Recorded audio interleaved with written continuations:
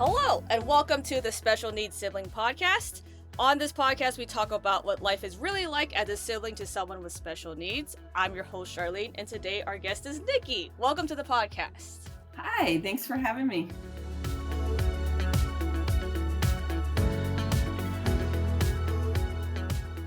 We start every show with getting to know a little bit more about our sibs family. So, Nikki, can you please lay out your family structure and what disability your sibling has?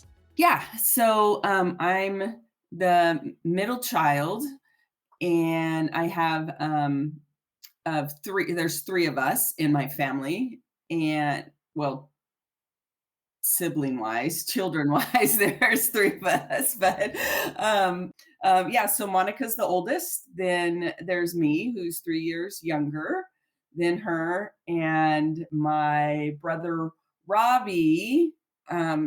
Is autistic, and I intentionally use the word autistic because that's how he likes to be identified, not a person with autism. So just a quick note on that. But and he is 10 years younger than me. So we called him, he was our family's bonus baby, completely surprised. I remember my mom finding out she was pregnant with him, and just being like in tears because she was not planning on having another baby by any means. But he's been the absolute greatest gift to our family. So That's awesome. Very cool. Yeah, well, you already know this, but just to go through it, I am the oldest of two, and then my sister's autistic, and then we're 2 years apart. So in that sense, our not demographics, how would you call it? Yeah, how growing up in that sense is a different thing, but that being said, I'm sure there's lots of overlap just in the fact that you're older than your sibling with a disability. Right. Is always Right. That's the key, that the amount of overlap is always a lot. Yeah, I've also kind of recently realized when I go out and I do trainings and lectures and so forth about being a sibling, I've also realized that I am kind of unique in that half of my childhood years per se, because I was almost 11 when my brother was born. So I had a typical younger childhood, and it didn't really impact me. So he was born when I was 10, going on 11. So, and wasn't diagnosed till, well, we didn't start researching like concerns and going to doctor's appointments and stuff till, I don't know, he was probably 2 or 3. So I was, 12, 13 before really any of this kind of disability discussion and anything started happening. So I've kind of been in both worlds as a sibling. So Yeah, it's always an interesting thing. I've met one or two people that are kind of in that circumstance, but only through the podcast. If we're talking about my actual life without the podcast, then probably would have been you, because we would have met anyway despite this podcast. Yes, because we've crossed over. But other than that, yeah, I think if we just talk about people that I've just met in my regular day-to-day sib interactions, I wouldn't have met those people. So I'm always very intrigued just when I meet people who grow up just different than what I did, which I'm very used to. Oh yeah, I grew up at home in my life forever because my sister was diagnosed at 3, which would have made me 4 or 5. And so at that point, I don't remember anything before that because we're only 2 years apart. So between the ages of 0 to 2, I don't remember anything. I don't remember life without her. So that part's very different, where my younger childhood was very much influenced by her being in it. And that's, I think that's normal for, like you and your older sister, right? Because you're 3 years apart, you two are always just together, that type of thing. Right. Yeah. Yeah. So on the podcast, we like to keep it open forum. Just because every sib has different things they like to talk about, different things that intrigue their brain. So, what would you like to bring to the table today? I think, probably really what brought us together, maybe like Oregon Sibs and like this great network of siblings that's out there. And there is some cool stuff like just occurred to me that's coming up that would be nice to talk about as far as just like supports that Sibs need, but um so I guess a little bit about myself. So I'll talk about, because that kind of leads into the community and so forth. Yeah. So let me introduce myself a little bit more in depth. So I'm currently in Southern Oregon, and I'm an autism consultant here. I also have my own kind of consulting advocacy company that I just recently opened, mainly because there's a need, and families need support. But I am also a doctoral candidate at the University of Illinois in Champaign, hoping to finish up next year. And my research focuses on inclusive practices for elementary aged, early ed, but really elementary age students with autism. So getting those kids as included as possible. And before that, I was a preschool, kindergarten, um, separate day class teacher, mainly focusing in autism, behavior, and language needs for students. And then I was an administrator in California also. So, but that's been all my day job. So, Right. Your vocational career. yeah. So I don't know. Geez, it's probably been 12 or 15 years, 12 years ago, Matt, something like that. A while ago, I just happened to find California Sibs when I lived in California. So it's a great, they've been, well, actually they'd only been around for about a year when I happened to connect with them, but really changed my life. Really changed my life as far as speaking from the sibling connection. I have learned so much about myself from learning Mm, about that's what it is great. being a sibling, right? Yeah. So, and I never knew I needed a community, Charlene. Yep. Like, Yeah. right? Neither did I. Right, Yeah. right. Yeah, you recently found us, Oregon Sibs, but anyway, so I got connected and I went to the national conference, then got connected to the National Sibling Leadership Network. So it's the National Sibling Leadership Network, and then there's state chapters. Not every state has a chapter, but that's always the goal. Um, so we so then my community just grew nationwide, right? So I currently sit on the board for the National Sibling Leadership Network. I'm still on the California board just because those are my people. They can't get rid of me. I love them to death. And then for the national board, I'm also on the finance committee and I'm co-chair for the research committee. And then I moved to Oregon a couple years ago, and there was not an Oregon chapter. So I found Charlene and Shirley, who were already here, and we just started our own chapter. And then very shortly after that, you found us. I'm not sure how, but yeah. So just some cool stuff going on, looking at like support and so forth. And we're piloting California and Oregon because I have the connection. We're partnering a lot, and we bring in Washington a lot also.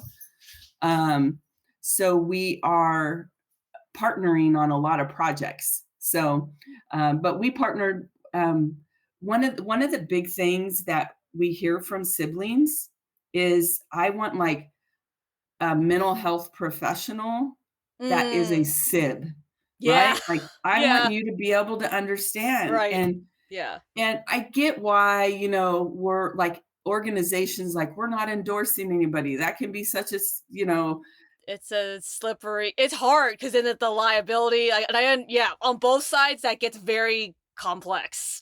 Yeah, but that doesn't negate the need, right? Right, Like, we this is still need true. this. So, anyways, we piloted, we're getting ready to roll it out. I don't even think you know about this yet. It's called Sib Thrive, where it's like a 6-week program with a mental health professional Yeah. who is a sib.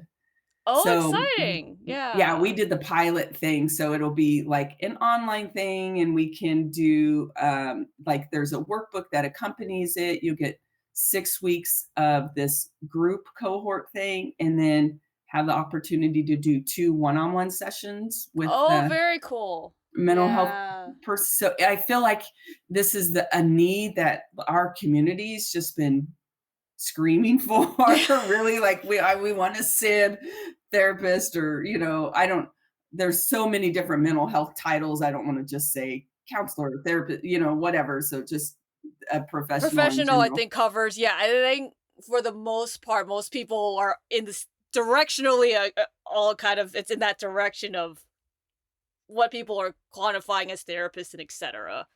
Yeah, or counselor or however people define it, yeah.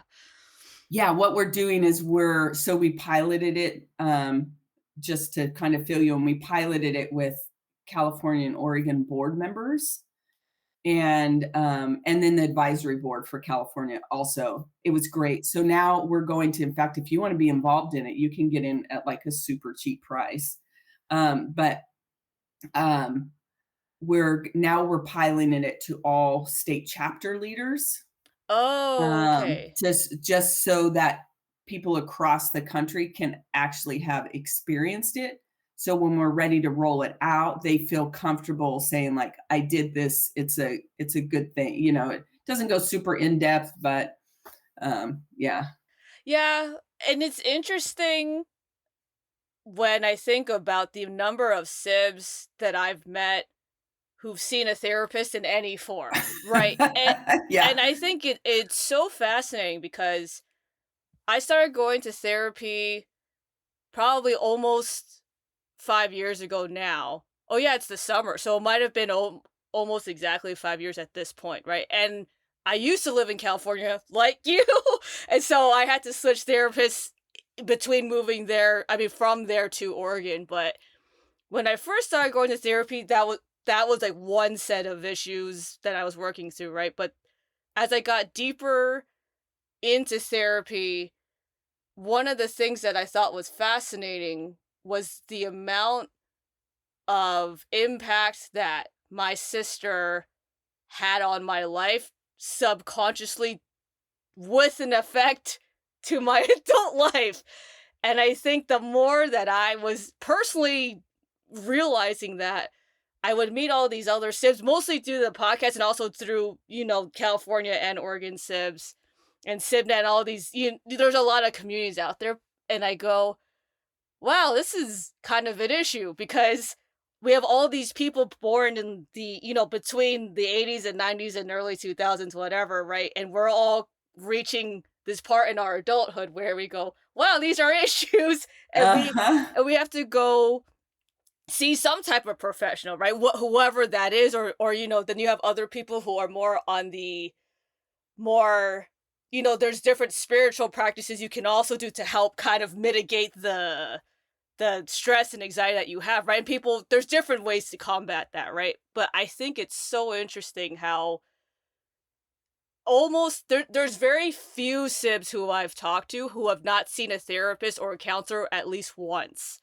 Because Right. Yeah. and I just think Same. it's so interesting though, right? Because if you just talk to regular use regular in quotes, right? When you talk to quote unquote regular Yeah. people that are our age, like it's more of of like a 50-50 shot of if they've seen a therapist or not, just due to like other issues. But for a sib, there's like a 90% chance they've gone to a session of some sort because there's just so many things that people don't understand. And I got very lucky with my therapist when I moved. I got very lucky because she understands. She's not a sib, but she very much, due to her circumstances, understands my feelings, and she's very aware of that. And I appreciate that because I could see where if I'm trying to explain these very complex intricacies to someone who's not, never touched any part of disability, I could see how that would be very frustrating. Yeah, yeah, like, do you understand that I was most likely, especially in your case, more I mean, I can say I was parentified, but I was most likely a parentified child, like, I took on this parental role with my sibling, right? Or, um, to whatever degree it may I think we all do any sibling, older sibling takes on some sort of parentification role anyways, but I think in our cases, um, it can it can be more uh, it can be a higher and to the degree of unhealthy Yes. more than it might be for just a typical sibling relationship, right? I think because Yes. Yeah. naturally the younger sibling would tend to developmentally progress and be like, hey, back off, leave me alone, at some point where like my brother didn't do that till he was like 30, you know? Right. No, my sister So did that too. The first time, her way of kicking anybody out of a room, she goes, "Bye." And she keeps saying it until you leave. But But I remember the first time she did it, I was so excited because I went, "That means she understands she can and now has the ability to say no what a great on her advocacy, right? own." Yeah, at her own leisure. Because it's one thing to ask her a question saying, "Do you want me to stay or leave?" And then she picks. That's different than me just sitting in her room and she goes, "Bye." Right? Yeah, And that was yeah, so exciting the first time that she did that, because I went, right, "Oh, that uh-huh. means she can." And it's crazy because for me and her, and this will be interesting from your perspective, just because you and your brother are so much further apart in age, is that me and my sister, so obviously her developmental, um, what is that? Like the rate of which she's developing is less than someone that's like a typical kid her age, right? But the interesting thing is because we're so close in age, it's not that my developmental progression was slower, but there's an assimilation on some level where you like your my parentification of her, or sorry, I'm parentified because I'm parenting her, right? And so it's this thing where there's parts of me that have to be older, but there's other parts because I'm not developing as a normal child, then are assimilated where we're kind of at the same rate. Because I'm not learning, oh, I can say no or push back, right? Because I'm so busy and preoccupied trying to take care of her.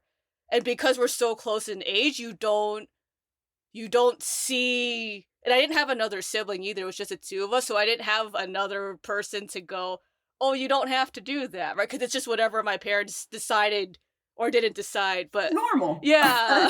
right? Yeah, yeah, yeah, that's interesting. I it's so just out of curiosity, because this is something that I've dealt with. So I have an older sister and then a younger brother, right? So my relationship with my older sister, I'll just call it typical, right? Like it is.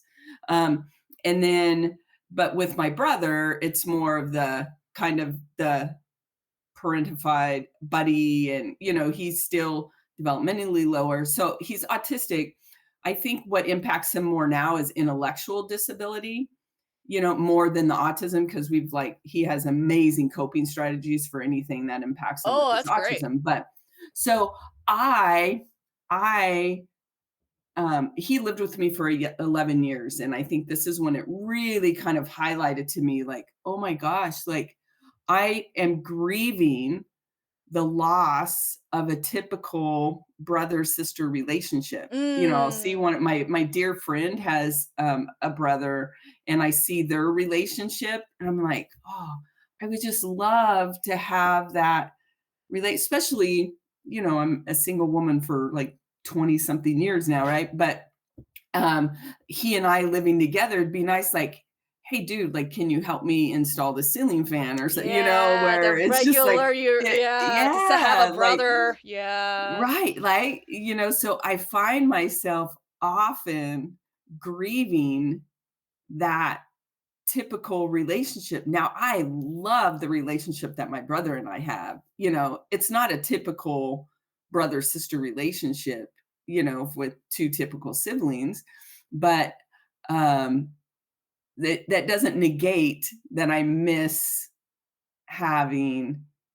I would have loved to have been able to experience a typical sibling relationship with him, right? So, Yeah. yeah. So I'm curious if with you being an only sibling, if you've have you thought about that or experienced that? I've thought about it in different phases of time, and with those phases of time, it's hit me different.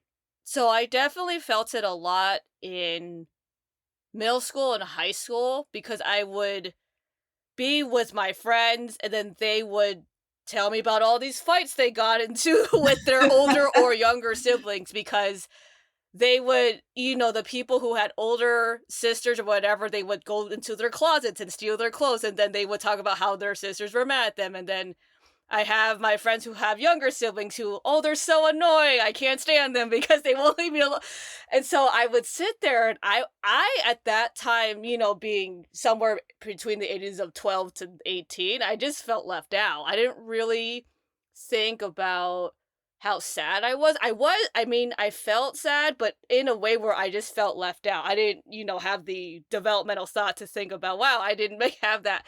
But I think as I got deeper into therapy, so I kind of suppressed that. Once I got into college, it just kind of I got suppressed because then you're 20 something, you want to go live your own life and move out and do all the young Yeah. adult things when you don't have your parents around. And so by the time I got into therapy and then we revisited all of that, that's when I really felt the grieving side of it, where I really went, okay, we're not just talking about and I have some other things other than my sister that I was working through, right? So if we're in those things compounding together, really I had to look at that. I really went, you know, I did not grow up normal almost in any form. There were so many things that I just kind of I barreled through it because you're just in survival mode, right? And that's something that I had to learn as an adult looking back at my childhood, right? Was as much as I have good or bad memories or whatever they are, the thing is that I was in survival mode for a very long time. And I think it's really interesting because you and me both have moved from California, right? And Uh-huh. it was interesting because when I moved to Oregon, my body felt different. I could actually feel that like my body knew, okay, you're 600 miles away. Now you can release it. And it was just this thing where I would not have predicted that that would have happened because obviously making the choice to move far away from your family and stuff at that for regular people that's already kind of tough. Then you have the sibling thing, right? Which is that's another conversation to have. Absolutely. But my body just felt different, and I go, oh, and that was the first time I said to myself, I think this is how normal people feel.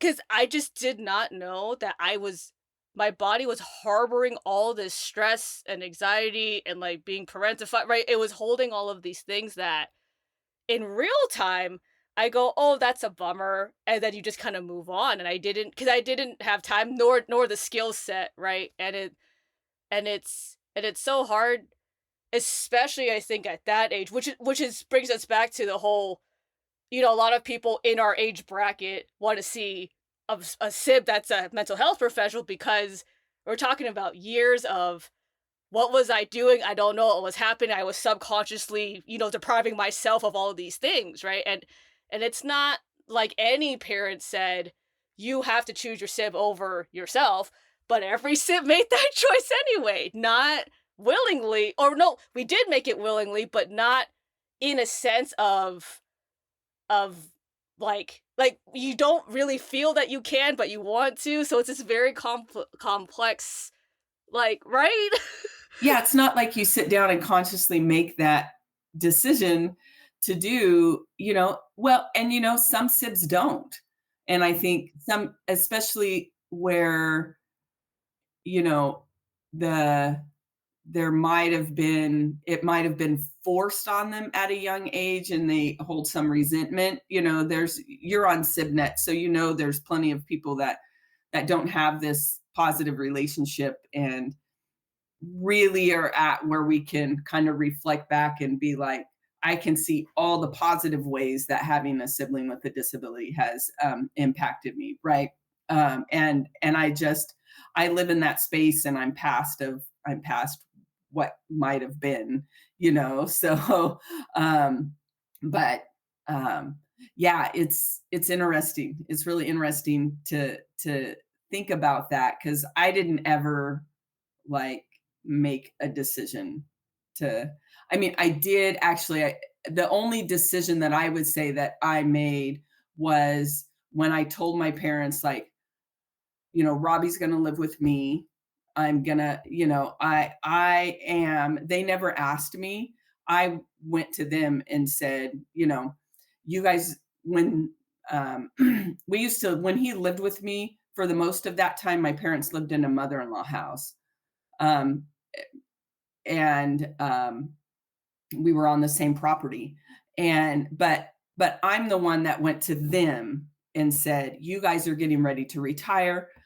I want you guys to be able to enjoy your retirement and travel." My brother doesn't always he loves to travel, but sometimes he just doesn't want to. If it's nothing that interests him, I'd rather be at home. So, and knowing that he would be staying with me, I didn't want him to have to uproot from his room and so forth. So we just kind of purchased this compound together so that he could live with me, yet my parents would still be there. And when they would go and travel, it wouldn't impact him. So it was all focused around him, right? So that's probably the only thing that I specifically went and said, he's living with me, and that I am stepping in as the one in the family that is going to take over and manage his care even when you guys are gone, right? So I self-selected that role. I could see where sibs that haven't had that opportunity to self-select that role could hold a lot of resentment, and Yeah. yeah, whether it's to the level of I'm going to take his care or it's just kind of this assumed, right? Like Yeah, you're always going to somewhat be involved, but I think to a certain degree we all come to a point where we have to self-select what which route we're going to do if we're going to take on some sort of a care or not. exactly, and I think that's one of the really powerful things about sibling communities when you get to meet sibs in whether that's which right now it's virtual just due to various things including the pandemic, but that aside, you know I think that's one of the really interesting things about sib communities specifically, whether they're part of a cohort for a mental professional or not, right? If you're able to meet other sibs and talk in the same virtual room or physical space, those are really people. Even if you meet someone who's on the complete other side of where you are, right? Like in your instance that you've self-selected to live with your brother and be his caretaker for a certain amount of time. Even if you meet someone who's on the complete opposite side who did not choose that and is resentful, you still are able to have a real conversation about that because at the end of the day, you as someone, even though you picked opposite things, will still understand more about that person than someone who maybe is in agreement with that choice, but isn't a sib. Yeah, absolutely, because I understand where you're coming from in making that decision. And and totally agree with you making that decision, and I call myself an advocate for siblings because sometimes parents don't don't encourage you to make a decision or not kind of thing, right? In my field, when I was an administrator, I oversaw like 15 preschool kindergarten classrooms, right? And oftentimes when parents be like, "Oh my gosh, you're a sibling, let me talk to you." Like, am I damaging my other children, So it was really a great avenue. But I had more than one parent that was pregnant and said to me, "Yes, we're having this child so that they can take care of the autistic child," because I oversaw autistic preschool kindergarten classrooms, but we Yeah. are having this child to take care of this this one child, and it just breaks my heart. I recognize and respect that some sibs, that's how they were brought up. Like, this is your role in life, and hey, maybe I don't want that role. Like, you can't choose my life for me, right?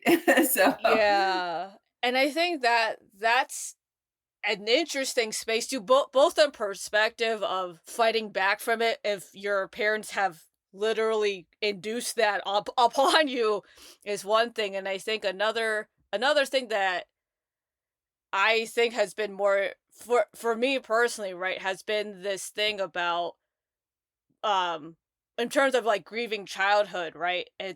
I go, okay, cuz right now I don't have kids, right? And I go, what are things that I want to do? Right, because I go, I've spent the better part of my childhood, young adulthood, whatever, right, taking care of my sister, and that was a choice that I did make on some level, right? Because I care about my sister, and there are people who don't care as much to that level about their sister, and that's fine, right? But even then, that's those kind of choices we do make, but it's different once you move out and you kind of get to explore, like once you're like your adult brain has developed more and you realize, oh, I can actually, instead of just having this one page of choices, I actually have this binder full of choices. And I think correct. Uh-huh. that's something I've been confronting more recently for myself, is this idea about, okay, I did have choices before on some level. Some of them you're restricted because you're under 18 and you're under, you're dependent on your parents for various things, including food and money, right? And then you kind of reach your young adulthood where you're trying to figure things out. But I think it's really interesting for me. This could be a sib thing or not a sib thing, but just having have moved out, I feel. But because I went through my early 20s still living at home, right? And I think that's a certain developmental stage. But the thing is, there's this very big difference once I moved out. Because then Yeah. I'm not going, oh shoot, I need to make sure I do these things in this order because my sister needs the routine, right? Because she likes really closing she likes to make sure doors are closed. Oh, So, for yeah. example, if I'm cooking in the kitchen, she'll, go make sure every door is closed, right? And so it was this thing when I moved out, I go, "Oh, I don't have to." I can leave a door open. Yeah, so, it's this thing where I think a lot of, quote, unquote, "typical kids" in America or whatever, right? When they move out for college, they go, "Oh, I don't my parents don't have to tell me what to do," right? But as a sib, I think there's this extra level of, "Oh, I don't need to think about my sibling in terms of what I need to do to function," right? And there were certain things in my routine where I go, "Oh, I can kind of just leave this here," or I don't have to do it at this time, right? I don't have to beat her to the bathroom. I don't have to make sure I don't wake her up or what, there's just this things where I just didn't realize that that was an option because at that time in their household, it wasn't an option. Right, right, yeah. How much your day-to-day life is centered around the needs of your sibling, right? Yeah, and that's a whole other thing to unlock that I think that says, yeah, and that's just, I think that's a natural progression if you're in a circumstance where you can like actually move out for a period of time from where your sib is, because obviously not everyone has that luxury, and that I understand, right? Because that could be a choice or not, but not everyone has the ability to move out and actually be separate. And so that's a whole other thing to work through too, right? But it's just so interesting because yeah, in a sib community, you have people who understand that, right? Depending on who your mental health professionals, they have a higher chance of understanding that.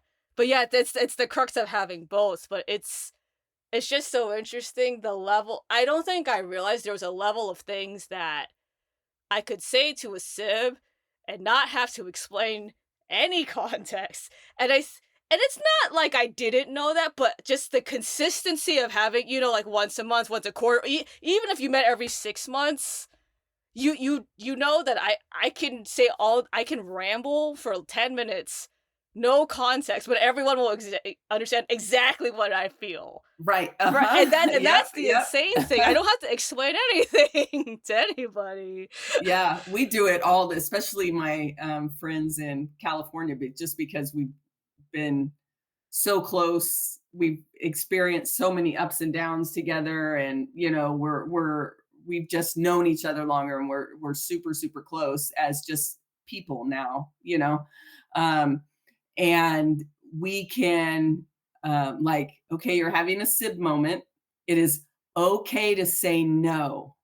It is Yeah. okay. You are allowed the space to say no, or you are allowed the space to say, if I am the one stepping up to take this role, as care manager or whatever, if I'm the one, nobody else wants to in the family wants to make this decision, then um, I have to make the decision. You all don't get to say anything about what my decision is. You can have input before it and everything, but you can't come back to me for making a decision you don't like if you guys weren't willing to take on making a decision, Right. right? Exactly. So it's Yes. those things where we'll call each other out on it, like, hey, they don't want to make a decision. You are okay to make them mad, like, life will go on.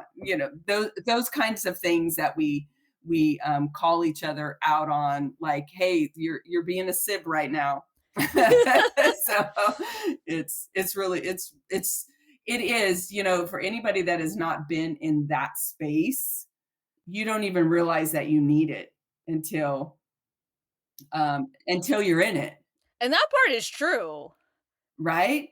I never thought of myself as a sibling to some, like, I never saw that as a role in my life or a persona that I have, right? Until I met the community. Like, I was just like, my brother's my brother. I just do what I do. It's just it is what it is. And then when I realized, like, oh wait, like, I have this whole unique person. That's why I got straight A's in high school. And I was I'm still, I mean, going on to get my doctorate degree and, all this super ambitious stuff that I do.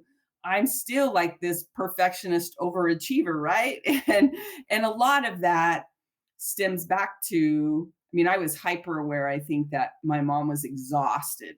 With my brother, we joke he had three mothers because my dad drove truck and was gone most of the week. So my mom was a elementary school teacher, and um, my brother was the one that, he had self-injurious tendencies when he was younger, banging his head.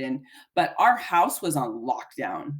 Like, there was padlocks everywhere. And Oh, and it's wow. crazy now looking back. Like, I just thought that was just typical. Like, I never thought of my brother having a disability. I never, like, oh yeah, he just likes to run out and chase the train, like it was like, okay, like, everybody's younger brother doesn't do that, but living on super, super high alert in your household, it's yeah, it's interesting to look back on that. And I I didn't even recognize that as a unique experience until I connected with other sibs and understanding the impact of that, on us.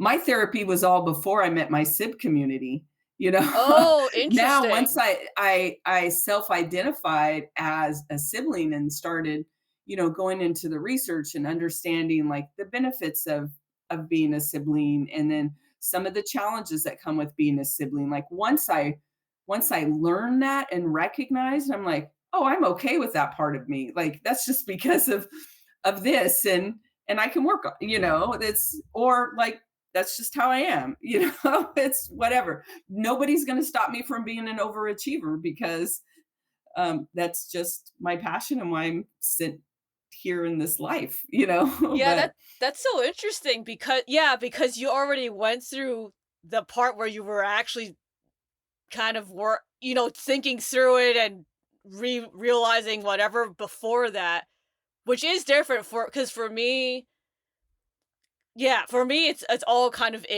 all in the same bucket where it's my own identity stuff, it's stuff with like it's just a whole slurry of things. And so yeah, it's this thing where I think about it's better now just because I've been with my therapist for a while, but yeah, there was a point where every day I just go, "Man, why am I doing this?" yeah. And it would be stuff that was ridiculous. It'd be stuff like, "Oh, why am I making this spreadsheet? Oh, it's because that I would then list the whole 10 reasons why, right? But Yeah, once you realize it, you're like, "Holy cow, I am a sib." Like, look at it. yeah, But and it's funny. I think that it's been really funny for me in times where I people watch how people react in certain situations because I watch and I go, "Oh, I've solved this in my head." Right? And I used to be really frustrated. That used to really frustrate me as a younger person in general, right? Whether I was in school or young adult, whatever. I used to get very frustrated because I would go, I have these expectations of this, which comes from a different place. It's not really a sib thing, but the idea about I'm so ingrained to thinking these things through and planning and whatever, right? And having emergency and alert all the time. yeah. And so it used to drive me nuts with people because I would go, I would overcomplicate it or not, but I would just be on this one path to the end and everyone would just, it would be infuriating. And then now I'm in this place where it irks me a little bit, but I get so much more amusement out of it because I go, you know, most people don't have this skill set. I'm just gonna sit here and let you guys, right?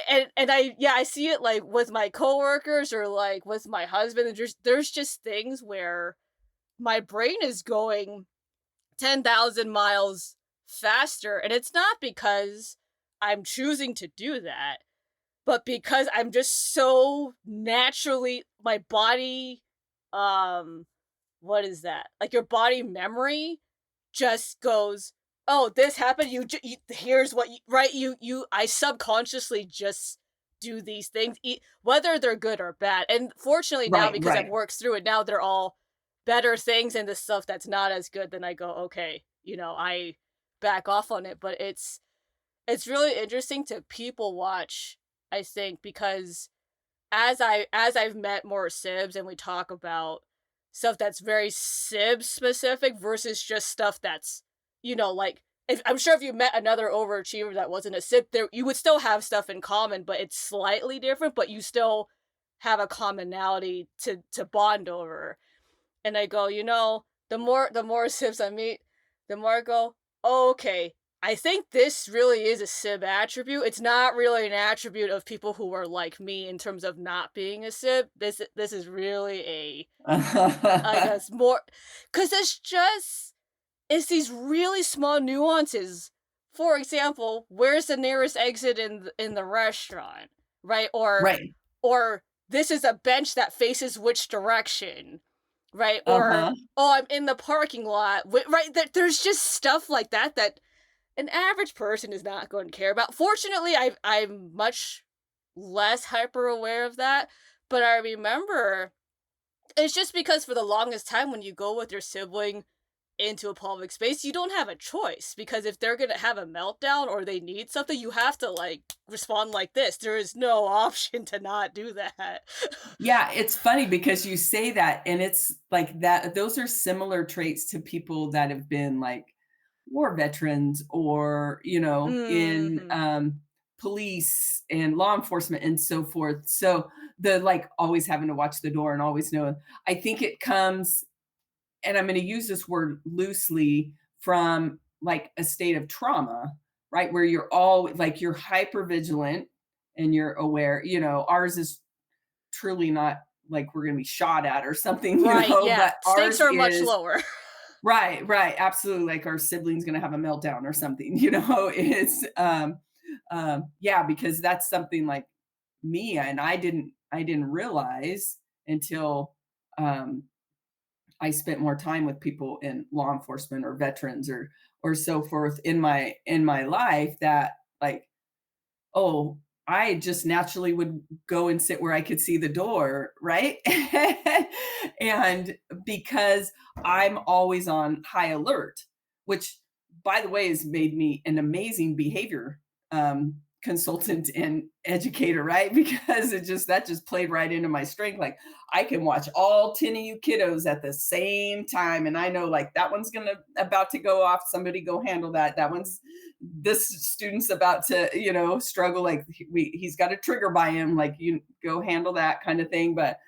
Yeah but yeah, until I was with going and being more involved with those types of people, when I realized, like, and they wanted to do that, I'm like, oh, I don't feel comfortable. Not I didn't even realize I did it until I was around that community. But Yeah, and it's funny because as you say that, I thought about at work because now I have a cubicle. I've never had a cubicle till this job, and I realized that I love it. Obviously, that's not everyone's cup of tea. There's people who hate it, right? There, all that aside, I love it because I realized as you're saying that, it's because I'm so easily distracted. oh, same. Uh-huh. Yep. And it was so funny because one person we were staying in a group of people and we had met for the first time probably 10 minutes before having this conversation in this group of people. So I knew some of them, I didn't know some of them, and he goes, "Hey, do you have ADHD?" Because he has ADHD. He's pretty sure. And then I said, "No." He goes, "Are you sure?" I said, "Oh yeah." Yeah. And I said, "I have a lot of other things. ADHD is not one of those." But I'm realizing it's not so much that it's ADHD. It's much more. I'm so used to, oh, I know that's safe, that's right. Like I'm just I Right. hear the door, I go, okay, what's happening? And Hyper it's awareness, yeah, which it's is just exactly which is what ADD is, but no, exactly right. And it's this thing where I go, it's and it's really interesting because I also worked at a place before this job where I was with a lot of people who did legitly have ADD and ADHD, and I go, "That's different," because I would people watch them too, and I go, yeah, "That's a different level of than me just semi self-inducing from my childhood that's followed me." Right? Being hyper vigilant and aware and just being easily distracted is not the same thing as actually having. right, yeah. We can bring it to our conscious and shut it down, right? Exactly. Yeah, so it's been an interesting thing to think about those things too, just but what I think is fascinating, right, is you can talk to a sib and it's really funny. If you talk to a non-sib, they just look at you like you're Yeah. insane It's because called it's just coping skills. yeah, Humor is a coping skill. That's a SIB trait. yeah, yeah. Yeah, interesting. So many things you don't even think about. Well, before we end, is there anything that you want to just throw in at the before we end? Well, here's something I don't remember if I was dealing with it before I did the SIP Thrive, or not dealing with, but coming to the realization, or if it's something that came when I did the SIP Thrive. But one, like my recent personal motto is really understanding that two things can be true at the same time, right? And especially in the SIB world, where like I love my brother, like my brother shaped my career. I was going into aeronautical engineering. I wanted to work for NASA, like this whole thing. We didn't even get into my whole story, Yeah. um, but I love my brother. He is the absolute world to me. He is such a gift, and everything I do in my career, my life, I love, but I love doing and I have the passion for doing because of the impact of my brother, and I attribute all to him. Like, I don't take the credit. Now I'll take credit for, like, getting my education and so forth, but, like, because I can go and connect with a family that I work with or something, like, that's my brother. That is what my brother has given to me, and I will, I'll take a certain amount of credit, but I defer it back to him, right? Yeah. That's his impact on the world, Mm-hmm. right? And I always make sure he understands that, Rob, you have this impact on the world. Like, you are a very important person. But so I love my brother, and this is how I feel about my brother. At the same time, I can be resentful for not having a typical brother relationship. I can be resentful and have some anger around, I have to take on this care role for him as he ages. I'm like, oh my gosh, he's 41 now. Like, we're starting to get into where he might have some health issues. He just had a heart thing um, going on. So two things, polar opposites, especially in my case, I feel like they're polar opposites, can be true at the same time, and it's okay. You can hold space for both of these feelings at the same time. So that is my if I could tell sibs anything right now, that is okay. Don't feel, because you can have guilt around loving somebody so much, but also holding resentment for, not for them as an individual, but for the situation, right?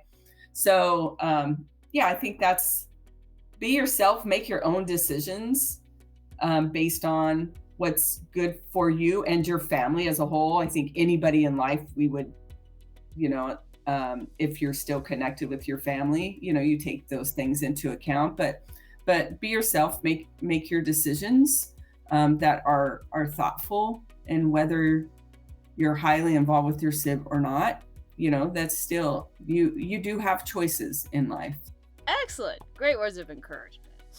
Well, thank you for being on the podcast. Yeah, thanks for having me. And I feel like we'll have more. Yes, it will be a good time.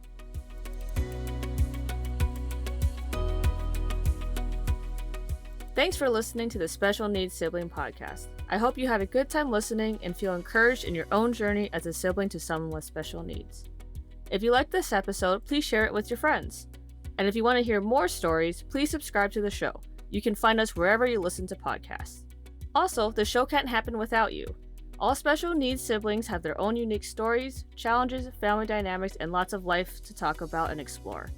This podcast is here to let you know that you're not alone and that you matter. If you would like to be on the show or just chat off the record, please contact me. My info is in the show notes. Until next time, this is the Special Needs Sibling Podcast.